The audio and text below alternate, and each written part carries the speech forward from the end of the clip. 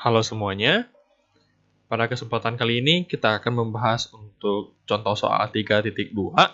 Jadi bagi yang masih belum bisa memahami dengan baik, tolong disimak dengan baik ya.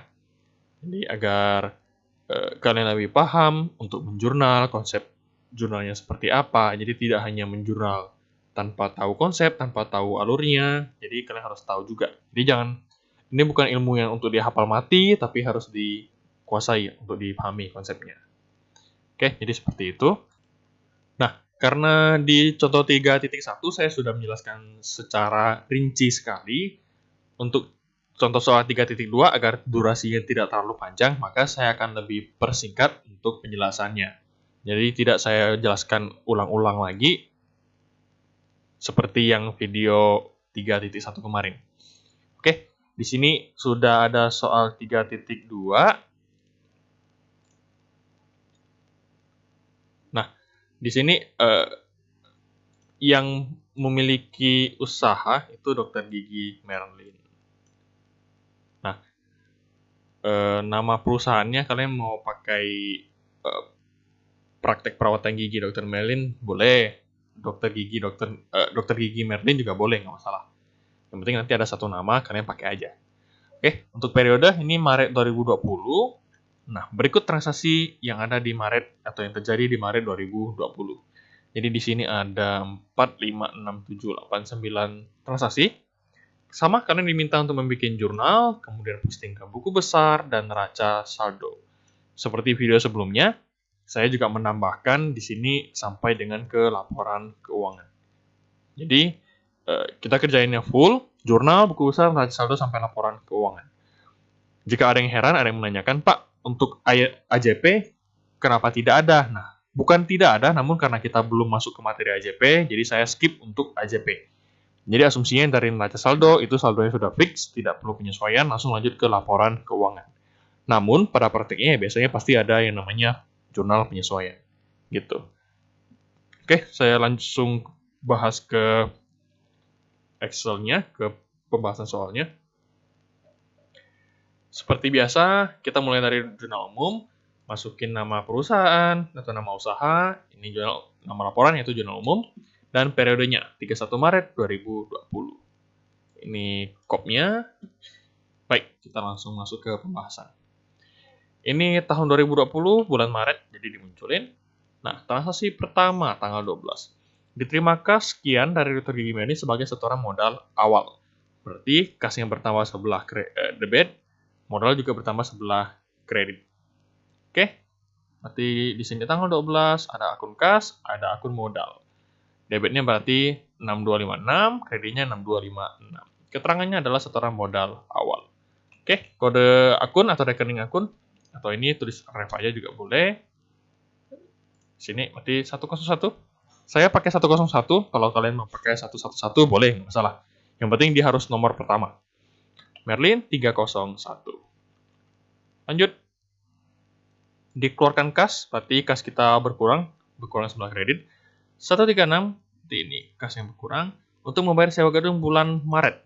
Perhatikan baik-baik, di sini bayar sewa gedung bulan Maret. Kita sedang ada di transaksi bulan Maret juga. Ini bulan Maret nih. Berarti kalau kamu bayar yang bulan Maret juga, kita akui sebagai beban sewa. Namun, jika kamu bayarnya untuk bulan depan, misalnya untuk bulan April, untuk bulan Mei, berarti kita catatnya apa? Adalah kita catat ke sewa dibayar di muka, atau biaya dibayar di muka. Boleh. Namun, jika kamu bayar untuk bulan yang bersangkutan, kita langsung akui sebagai biaya. Berarti ini beban sewa gedung. Berarti saya masukin tanggalnya, tanggal 15, beban sewa bertambah 136, kemudian kas kita berkurang 136. Beban sewa saya pakai 502, kasnya saya kode akun 101. Saya freeze dulu kopnya, oke. Nama atau keterangan bayar sewa gedung. Oke, saya lanjut tanggal 16, dibeli perlengkapan dibeli secara kredit peralatan praktek. Harganya 5 juta. Dibeli secara kredit berarti kita berhutang untuk membeli apa? Membeli peralatan. Berarti ini saya masukin tanggal, berarti peralatan kita bertambah 5 juta, berarti sebelah debit. Kemudian kita beli secara kredit, berarti kita punya utang Utang usaha 5 juta. Pak, utang usaha apa pakai H jadi hutang atau dimulai dengan U, hutang? Jawabannya terserah. Sama-sama boleh, sama aja. Oke, masuk yang keterangan pembelian peralatan praktek kredit. Peralatan berarti saya pakai 151, utang usaha 201. Mau 211, mau 201, nggak masalah. Yang penting konsisten, dia mulai pertama. Jadi utang usaha itu paling pertama, jadi 201, mulai dari angka 1. Sama halnya dengan beban gaji, mulai dari 501 atau 511. Yang penting ujung paling kanan 1. Kas juga demikian, paling ujung kanan harusnya 1. Oke, tanggal 17 dibeli tunai perlengkapan praktek 183.600. Dibeli tunai berarti kas kita keluar secara tunai dan perlengkapan kita bertambah. Berarti di sini tanggal 17 perlengkapan kita bertambah, kas kita berkurang. Oke, perlengkapan saya pakai 104, kas saya pakai 101. Keterangannya pembelian perlengkapan praktek. Lanjut, tanggal 18 diterima kas, berarti kas kita bertambah. 24.800 dari pasien atas jasa mencabut gigi, berarti pendapatan jasa. Kas bertambah, pendapatan jasa juga bertambah. Oke, tanggal 18, kas saya bertambah, dan pendapatan jasa juga bertambah sebuah kredit. Kas 101, pendapatan 401. Keterangannya adalah terima pendapatan jasa cabut gigi. Beda-beda dikit untuk keterangan, tidak masalah. Lanjut, tanggal 21 diterima kas 455, berarti kas bertambah. Dari pelanggan tetap atas jasa perawatan gigi, berarti pendapatan jasa. Sama. Berarti tanggal sekian, kasnya bertambah, pendapatan jasa juga bertambah. Oke, kode akun 101 sama 401. Terima pendapatan jasa perawatan, kasih dalam kurung. Lanjut, tanggal 23, dikeluarkan kas sekian untuk membayar langganan majalah. Ini adalah langganan untuk majalah untuk kepentingan pribadi. Pribadi berarti private atau prive. Berarti prive yang bertambah, kemudian dikeluarkan kas, berarti kasnya berkurang. Baik, jadi tanggal sekian. Oke. Oh iya, ini ada sambungannya. Tanggal 23, jadi private bertambah, kasnya berkurang. Nah, Privo berarti 302, kasnya 101. Bayar langganan majalah pribadi, Dokter Gigi Merlin. Oke, lanjut lagi. Tanggal 25, dikeluarkan kas sekian, berarti kas kita berkurang, untuk membayar utang. Bayar utang atau transaksi tanggal 16 Maret. Kita lihat tanggal 16 Maret, itu ada beli peralatan secara kredit. Pas beli peralatan, kita catatnya kemana sih? Oke, peralatan pada utang usaha, berarti timbul utang usaha. Nah, sekarang kita cicil si utang usaha, berarti utang usahanya berkurang. Oke, di sini dikatakan untuk sisa utang diterbitkan wesel dengan jangka waktu sekian dan tanpa bunga. Berarti yang awalnya utang usaha diganti ke utang wesel. Baik, yang ini kita satu-satu di tanggal 25. Utang usaha. Oke, saya munculin dulu 5 juta. Kenapa? Karena untuk 1360 itu dibayarkan secara kas. Sedangkan sisanya dibayarkan dengan wesel. Jadi dialihkan menjadi utang wesel. Oke, saya munculin full dulu. Berarti kas kita berkurang 1360 dan muncul utang wesel 3640. Bedanya apa? Kalau utang usaha itu tidak ada perjanjian tertulis. Kalau utang wesel ada perjanjian tertulis. Kayak saya berjanji nih mau nagih, bukan nagih. Saya akan janji untuk membayarkan utang tersebut, tapi secara tertulis. Ditempelkan materai biasanya.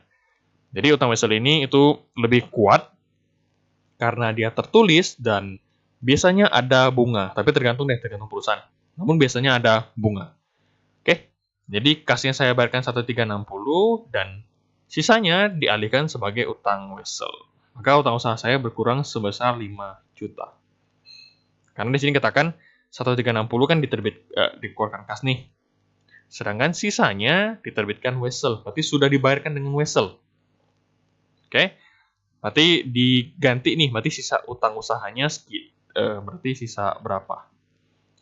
3640 yang tersisa dari utang usaha dialihkan menjadi utang wesel.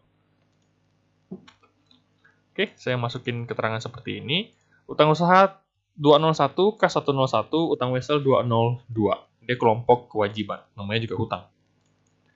Lanjut, tanggal 29 dibayar gaji. Dibayar berarti kas kita berkurang, gaji berarti itu beban gaji. Oke, masukin tanggal, berarti beban gaji sekian, berarti kas kita berkurang sekian. Beban gaji 501, kas 101. Masukin keterangan. Oke, di bagian bawah seperti biasa ditotalkan. Kalau sama, ini totalnya udah harus balance. Kalau tidak balance berarti ada yang salah. Kalau balance belum tentu ada yang benar. Cuma kalau balance udahlah, yang penting balance lanjut dulu lah. Kalau salah, ya biasanya kalau kamu salah gimana kamu tahu kamu salah, gitu. Namun alangkah lebih baik, tips dari saya lebih baik setelah pengerjaan kamu cek kembali jurnal yang telah kamu bikin. Jadi biar di cross check lah, Anda cek 2 kali. Oke. Nah, semua akun ini kamu posting ke buku besar. Oke, jadi untuk ini sudah beres untuk jurnalnya. Kita lanjut ke buku besar. Kita masukin judul, Dr. Gigi Merlin, buku besar, dan periodenya. Nah, akunnya seperti biasa, sekali lagi, kita bikin beberapa tabel, dan akun-akunnya harus berurutan. Contoh, kita mulai dari kas nih, 101. 101 kas.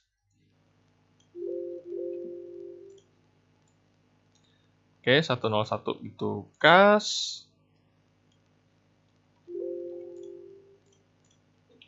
Nah, 102 ada nggak? 102 kita coba cari. 101 habis itu berapa sih? Oh, nggak ada, 101 aja. Oke, berarti berikutnya. Ada perlengkapan ya? Oh iya, ada perlengkapan di sini. Baik, berarti masukin perlengkapan. Pak, boleh nggak saya perlengkapan 102? Boleh-boleh aja. Kenapa? Karena yang 102 biasanya ada piutang. Karena tidak ada piutang, kamu ganti jadi perlengkapan, boleh-boleh aja. Oke, berarti lanjut. Berikutnya itu peralatan dan seterusnya. Harus berurutan ya. Saya rapiin dulu. Oke, jadi ini peralatan. Berarti berikutnya itu utang usaha. Kemudian utang wesel. Setelah utang wesel itu modal. Habis modal itu prive atau prefer. Setelah itu pendapatan jasa. Setelah itu biaya atau beban gaji. Setelah beban gaji, beban sewa. Oke, ternyata bebannya hanya 2. Beban sewa. Oke, muncul beban sewa 502. Nah, kalian coba updatekan sendiri ya, belajar mengupdate sendiri. Jadi saya munculin full. Sekali lagi ini saldo awal tetap dituliskan. Namun karena tidak ada neraca saldo bulan sebelumnya, jadi otomatis tidak ada saldo awal. Maka kalau kamu tulis, berarti saldonya 0. Kalau tidak dituliskan juga tidak masalah. Namun jika memang sebelumnya punya neraca saldo, otomatis kamu harus menuliskan saldo awalnya. Oke, ini berhubung dia baru didirikan bulan ini, bulan Maret, ya pasti nggak ada neraca saldo bulan sebelumnya atau periode sebelumnya. Oke, nanti coba di-updatekan untuk kas seperti ini. Oke, untuk perlengkapan seperti ini. Untuk peralatan seperti ini. Nanti coba di-update aja. Karena di 3.1 saya sudah menjelaskan rinci, di sini saya sudah tidak jelaskan lagi. Karena buku besar itu lebih gampang, hanya masalah teknis, hanya masalah memindahkan saldo akun, jadi harusnya lebih mudah. Tidak ada konsep gimana. Intinya pindahinnya betul, debit pindahin ke debit, kredit pindahin ke kredit, saldonya itu dengan benar, otomatis harusnya balance, harusnya benar. Oke, ini silakan dicek. Ini utang usaha, ini untuk utang wesel, ini untuk modalnya Merlin, ini untuk prefer, ini untuk pendapatan jasa, ini untuk beban gaji, dan ini untuk beban sewa. Oke, silakan dicek punya kalian. Harusnya angkanya sama. Jadi coba disusun aja, walaupun ini contoh soal, Bagi yang sudah paham nggak masalah. Bagi yang belum paham, coba kalian jurnal sendiri. Kalian tanpa melihat jawaban saya, kalian jurnal sendiri. Kalian cocokin dengan jawaban saya. Coba update ke buku besar, lihat sama nggak hasilnya. Oke. Setelah itu, kita update ke neraca saldo. Jadi dari saldo yang sudah ada nih, kalian updatekan ke neraca saldo. Jadi kita ambil saldo akhir, ini saldonya si K, saldonya si perlengkapan, saldonya peralatan. Saldo utang usaha 0, kebetulan dia sudah dilunasin semuanya. Utang wesel sekian, modal, pendapatan jasa, beban gaji, beban sewa. Oke, jadi angka-angka ini dimasukin ke dalam neraca saldo.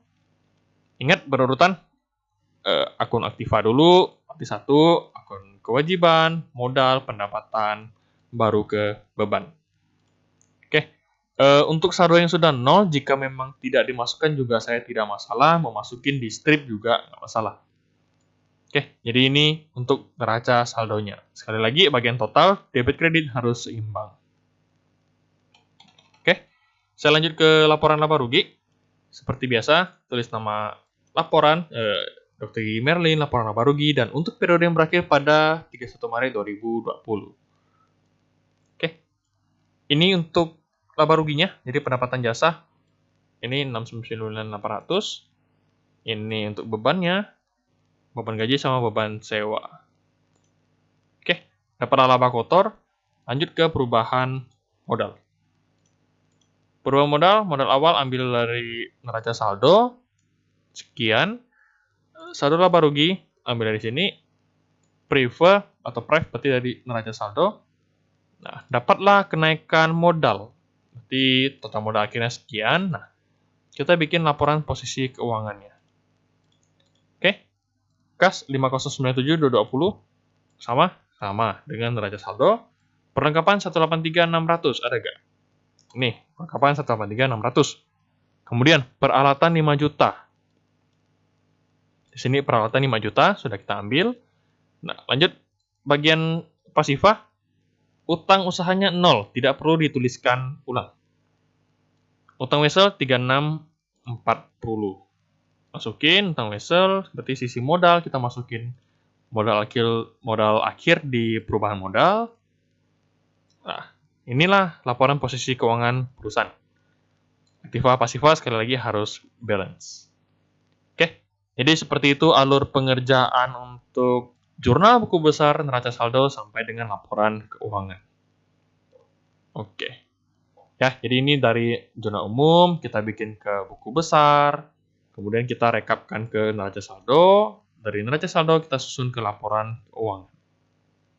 Oke. Jadi seperti itu, semoga contoh 3.2 ini semakin membuat kalian paham mengenai jurnal. Jadi poin utamanya adalah jurnal. Kalau jurnal kalian salah, otomatis proses selanjutnya akan keliru hasilnya. Oke, selama jurnal kalian benar, harusnya buku besar, neraca saldo, dan laporan keuangan pasti benar. Jadi, yang memerlukan otak untuk berpikir, itu paling banyak di jurnal umum. Salah menjurnal, otomatis saldo sampai seterusnya bakal salah. Kalau buku besar itu hanya masalah memindahkan saldo yang ada di jurnal umum atau akun yang ada di jurnal umum. Neraca saldo hanya merangkum saldo akhir dari buku besar dan laporan keuangan hanya mengambil angka-angka dari neraca saldo. Seperti itu. Jadi tinggal disusun semua selama jurnalmu benar. Oke. Jadi seperti itu untuk pembahasan kita untuk contoh soal 3.2. Jika ada yang kurang dipahami, silakan ditanyakan. Pembahasan saya memang singkat karena sudah dijelaskan dengan rinci di video sebelumnya. Oke, jadi seperti itu. Di pertemuan berikutnya kita akan langsung masuk ke praktek pengerjaan soal oleh kalian. Baik, jadi sekian dari saya mengenai video pembahasan bab yang ketiga untuk contoh soal 3.2. Semoga bisa dipahami dengan baik. Jika ada yang ingin ditanyakan seperti biasa, silakan ditanyakan di grup maupun secara personal. Oke, saya akhiri pertemuan atau video pembahasan kali ini. Semoga videonya dapat diikuti dengan baik. Terima kasih.